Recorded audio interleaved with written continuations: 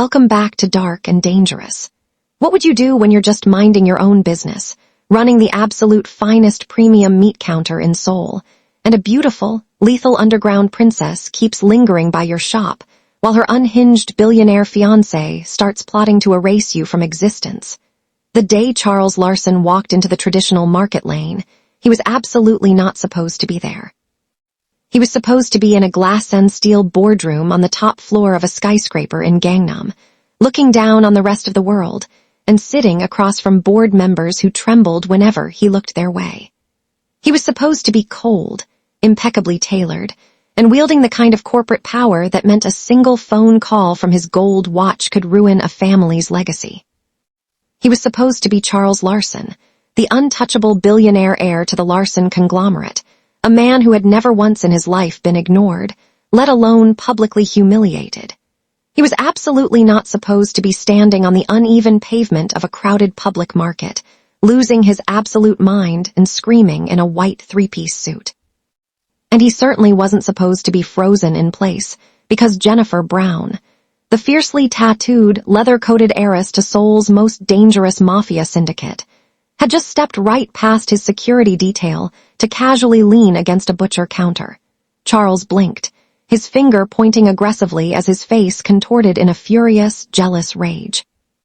But the man he was screaming at, Jose Oleson, just stood there behind his counter in a crisp red, premium pork apron, completely unbothered by the billionaire's tantrum. Jose held a fresh, perfectly cut platter of meat with an easy, confident smirk that said he couldn't care less about Charles's status or his billions. Around them, a crowd of local market aunties and vendors watched in absolute shock, frozen mid-sentence as Jennifer placed a protective hand near Jose's arm, her dark eyes completely dismissing her billionaire fiancé. Charles thought his wealth made him a god, but looking at the absolute calm radiating from the handsome black American butcher, he was about to find out that some men simply cannot be bought.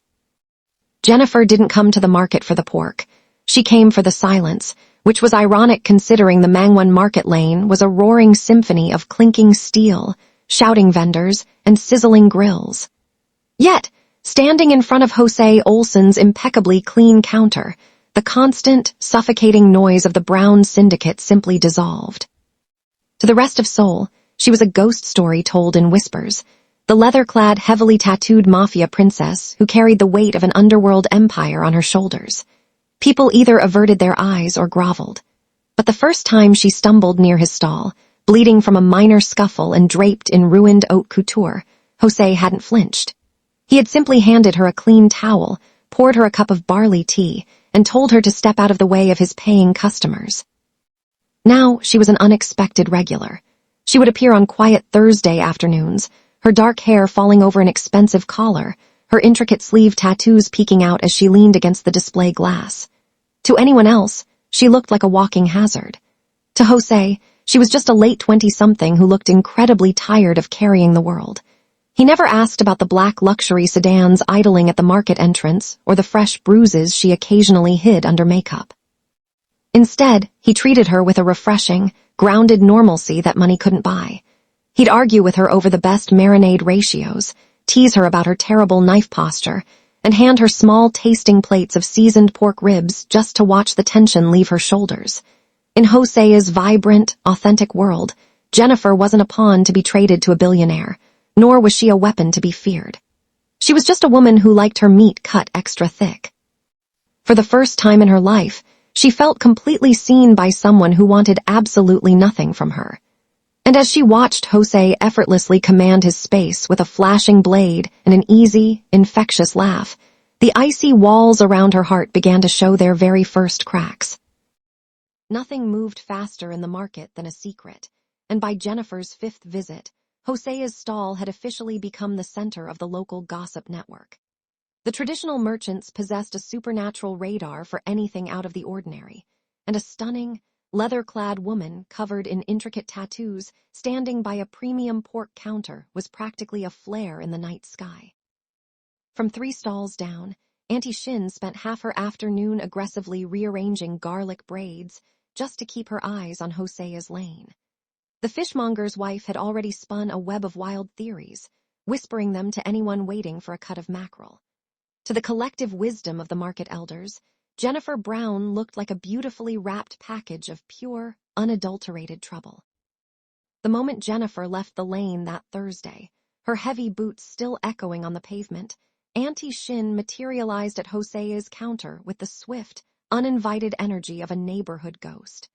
She slammed a bundle of green onions onto the wood, pointing a stubby finger directly at his chest.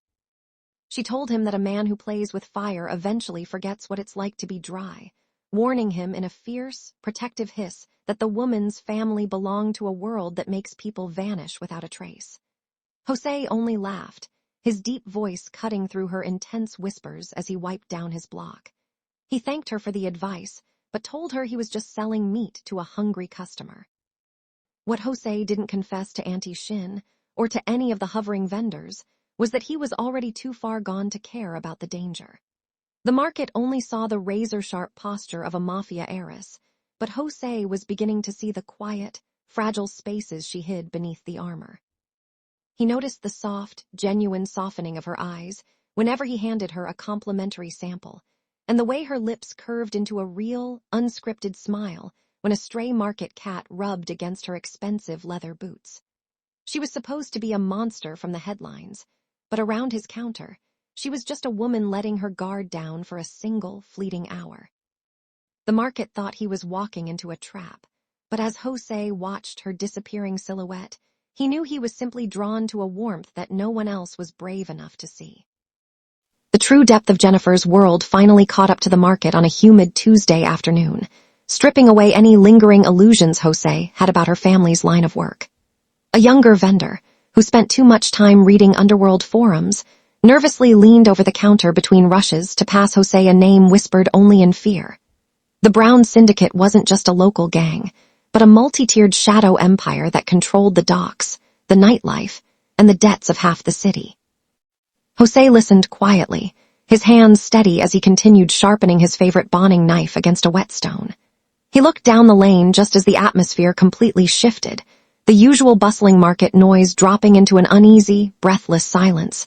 3 men stepped into his lane, wearing identical dark suits that looked ridiculous under the cheap plastic tarps of the market. They were low-level syndicate enforcers, radiating a crude, loud arrogance meant to terrify the locals.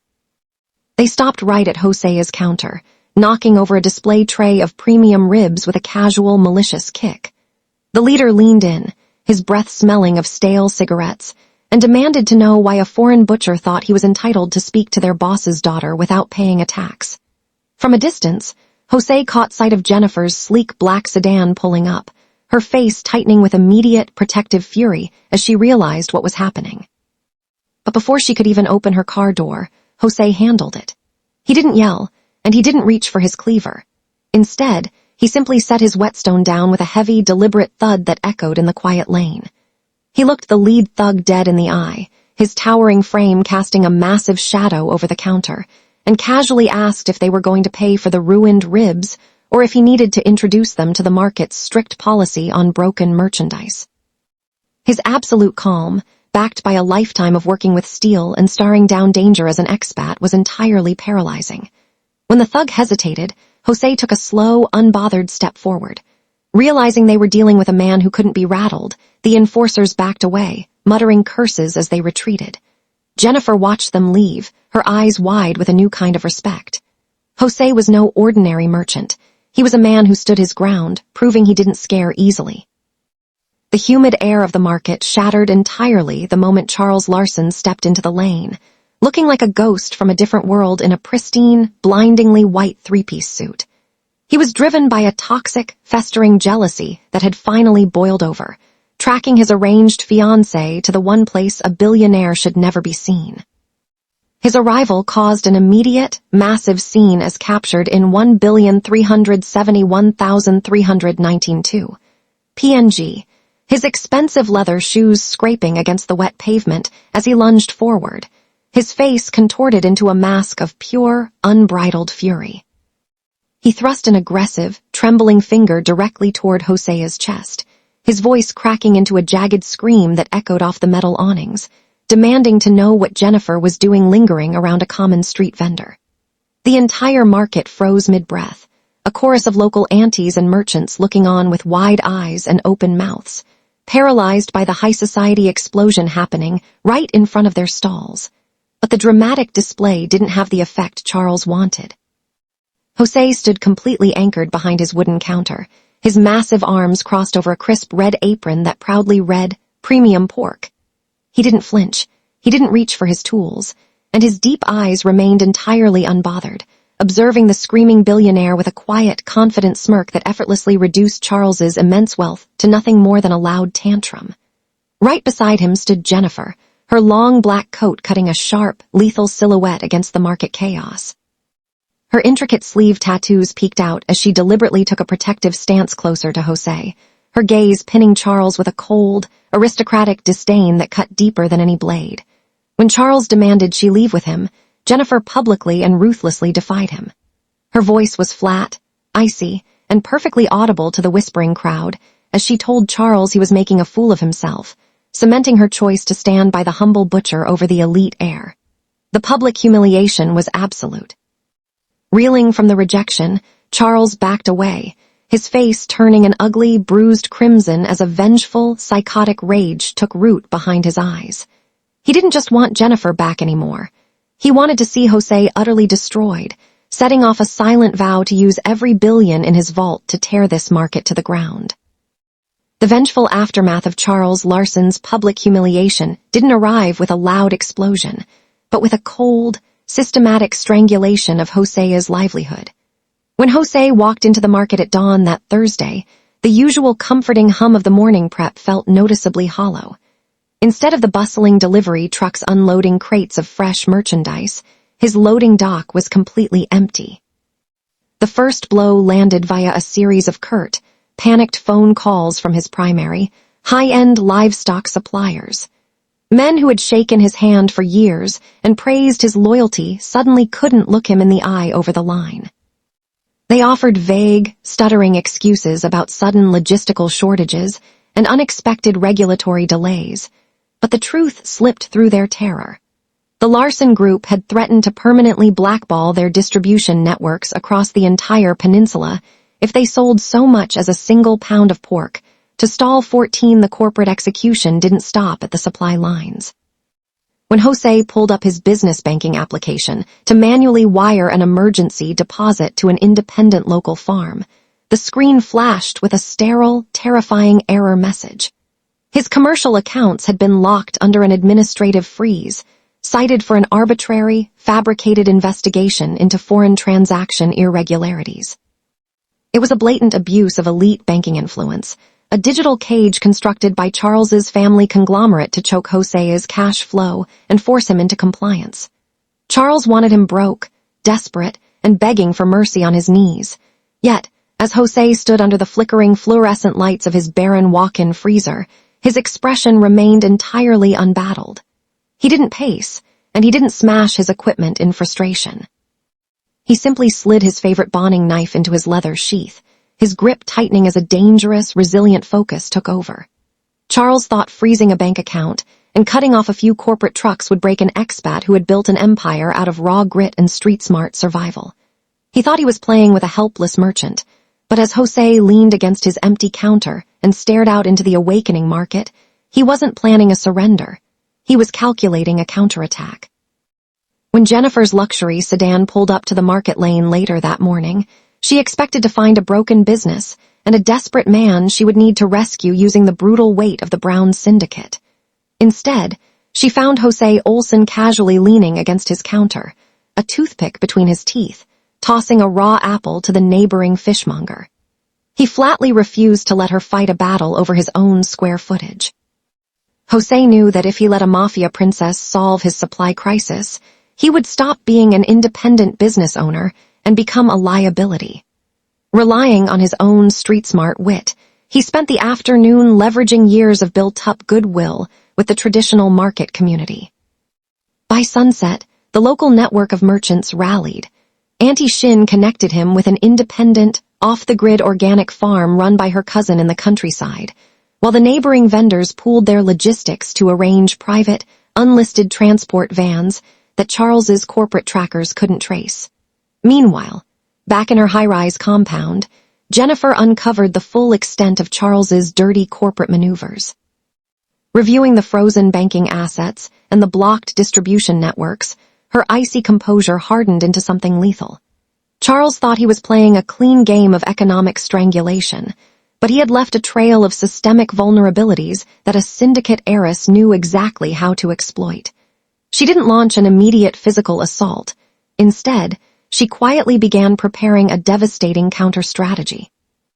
Utilizing her family's shadow connections, she initiated a quiet, untraceable short attack on the Larson Group's public stock while compiling a dossier on Charles's illicit offshore accounts. Back at Stall 14, the first unlisted delivery van arrived under the cover of darkness, packed with premium, unblackballed livestock. Jose unloaded the crates himself, his massive arms moving with rhythmic precision. He knew Charles would realize his corporate blockade had failed the moment the market opened, but Jose was more than ready. He wasn't just defending a butcher counter anymore. He was proving to both the billionaire and the heiress that grit and street connections could hold the line against an entire empire. The unlisted delivery vans had barely cleared the alleyways before Charles Larson launched a sleazier, far more public assault on Stall 14. By noon on Friday, the vibrant rhythm of the market was aggressively shattered by the arrival of 3 black city government sedans. Out stepped a team of immaculate, stern-faced health and safety inspectors, backed by a swarm of private security contractors wearing Larson Group badges. It was a completely fabricated ambush. Within 20 minutes, the inspectors began slapping bright orange, immediate suspension notices across Jose's pristine stainless steel counters, citing a ridiculous web of manufactured safety and structural violations. Charles wasn't just trying to pinch Jose's wallet anymore. He was leveraging bribed municipal connections to execute a permanent city shutdown of the entire block, threatening to evict neighboring stalls just to ensure Jose was completely erased. The surrounding lane erupted into chaotic panic. Auntie Shin stood on a crate, screaming curses at the officials, while the fishmonger tried to physically block a surveyor from measuring the perimeter. Watching the local merchants face ruin simply for standing by him, a cold, heavy realization settled into Jose's chest. He looked up to see Jennifer's sleek black sedan pulling up to the curb, her expression as unyielding and sharp as the blade in his holster. Charles was a parasite who would willingly burn the entire traditional market to the ground just to satisfy his fragile ego, and street grit alone could no longer hold off an enemy who owned the politicians. For weeks, Jose's fierce pride had kept Jennifer's underworld muscle at arm's length, desperate to prove he could survive on his own terms. But staring at the orange eviction notices, his hyper-independence finally gave way to a deeper, deadlier focus. He stepped away from his counter, walked straight past the shouting inspectors, and met Jennifer at the edge of the crowd. He didn't offer a polite greeting, and she didn't ask for permission. Jose looked her dead in the eye and gave a single, slow nod. It was the silent pact they both had been waiting for, an unspoken agreement that the time for survival was over. They were going to fight together, combining his unyielding market grit with her syndicate's lethal shadow power to rip Charles's empire apart piece by piece. The final storm broke over Mangwon at sunrise, announced by the grinding gears of a flatbed crane and the heavy boots of 30 private security contractors. Charles Larson marched at the front, his expensive leather shoes stepping onto the market pavement as he flanked a group of terrified, bribed municipal officials ready to enforce a physical demolition. He wanted to see Stall 14 reduced to splinters. But as the contractors moved forward with crowbars and chains, they were met with something they hadn't budgeted for, a human wall. Auntie Shin stood dead center, her arms crossed, flanked by the fishmonger, the vegetable vendors, and dozens of local residents who refused to move an inch. The market community stood shoulder to shoulder, absorbing the shoves and threats of Charles's private army, creating a defiant, chaotic blockade that bought Jose the most precious commodity of all time. Just as the contractors prepared to use force, a fleet of sleek black luxury sedans tore into the narrow lane, their tires screeching to a halt. The doors flew open, and Jennifer Brown stepped out, cutting a lethal, magnificent silhouette against the morning light. Behind her marched a small army of loyal, stone-faced brown syndicate enforcers, instantly flanking Charles's security team and forcing them to drop their weapons. But Jennifer hadn't just brought muscle. She brought an absolute legal execution. Standing right beside Jose, she handed a thick stack of emergency Supreme Court injunctions to the trembling city officials, instantly freezing the demolition order. Before Charles could even scream a counterorder, a dozen television news crews and financial journalists flooded the market lane, their cameras flashing violently. Jennifer had chosen this exact moment to release the dossier to the press and the financial authorities. Live on air, documents flashed showing Charles's illicit offshore accounts, his massive bribery schemes, and a coordinated short attack that was currently sending the Larson Group's public stock into an absolute freefall. Within minutes, Charles's personal and corporate assets were frozen by a federal order. The white suit he wore suddenly looked like a shroud. Ruined, disgraced, and stripped of his billions on national television, Charles backed away into the crowd, completely destroyed by the perfect combination of market grit and syndicate shadow power. By the following month, the corporate high-rises of Gangnam were still reeling from the shockwaves, but the narrow lanes of Mangwon Market had already returned to their vibrant, comforting rhythm. Charles Larson was completely ruined, his name permanently dragged through the mud of public disgrace as a flurry of federal indictments and frozen assets shattered his family's corrupt empire into unfixable pieces. The white suit he had once worn like armor was replaced by a sterile prison jumpsuit, his billionaire arrogance completely erased. With the Larson Group dismantled, the orange eviction notices were torn down, and Jose Olson's premium butcher shop didn't just recover, it thrived. With a little financial maneuvering from his newly secured independent network, Stall 14 expanded, taking over the vacant corner lot to feature gleaming new display cases, top-tier dry-aging lockers, and a bold, freshly painted sign that read Olson's premium cuts in both English and Korean. The afternoon sun filtered warmly through the market tarps on a quiet Friday, casting long shadows across the immaculate stainless steel. The rush had died down, leaving Jose alone at his counter, a fresh toothpick in his mouth as he rhythmically wiped down his massive wooden chopping block.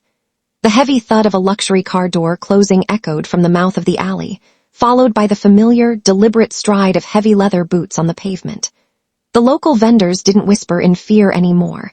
Auntie Shin merely offered a respectful, familiar nod as Jennifer Brown cut through the lane. She wore a soft cashmere coat today, the collar turned down just enough to reveal the top of her intricate collarbone ink, her dark eyes completely free of the icy exhaustion that used to define them.